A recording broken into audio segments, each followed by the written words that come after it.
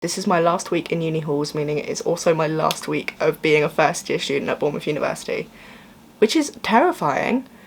First tip, before the video even starts, first year goes so quickly, it's not even funny. This video is for the student ambassador page at Bournemouth University, and I'm basically giving my top tips on settling in as a first year. My first tip would be, before you even pick accommodation, look at your options. Especially here at Bournemouth, there are so many different options and you've really got to find the right one for you. My second tip would be, try and contact your flatmates before you move in. I was really lucky and I managed to get into contact with 3 of them, including myself being 4, meaning I had 2 spares I didn't know.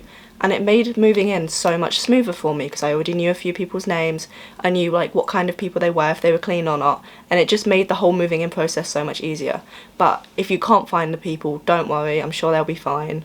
I hope. My third tip would be, try to get to know your flatmates. Even if you're not the most outgoing person, I'm an introvert, getting to know your flatmates is great. Have a night out with them. Again, even if you don't like nights out, get to know them in a fun environment. Freshers is all about trying new things, seeing what works for you. Or if none of you like going out, let's go to a cafe or just sit in your kitchen. Just get to know them. Even again, if you're not that much of an extrovert, it's really worth it. They are going to be the people you're living with for a year, so you've got to find some common ground. Even they don't have to be your best friends. That's such a common misconception that people have when moving into flats and halls, is they have to be your best friends. No, you just need to get on with them. That's it. Like, don't expect that you're gonna love everyone you move in with, and don't get really scared that you're gonna hate them. Just keep your space, let them have their space, and interact with each other where you can. It's all about making compromises. I've actually lost count now. I think this is tip 4, 3, 4. Cleaning motors. If you are not a person that's very house trained yet, please, your flatmates will appreciate you so much more if you learn how to clean up after yourself. You don't have to be deep cleaning every 5 minutes, but just, you've dropped some crumbs, pick them up. Your whole flat will appreciate you so much more if you do that. But at the other end of it, don't be picking up after your flatmates because they will start relying on you. It's a really fine line, but you've got to find it. I was so lucky, my flatmates are immaculate. I have one of the cleanest uni kitchens I've ever seen. I'm really lucky. So all of those like videos you see on TikTok of like these awful kitchens, it doesn't always happen like that. You can be really lucky as long as everyone in your flat is considerate of each other. Tip 4, 5? I'm just gonna call this one 5. I think I missed one now.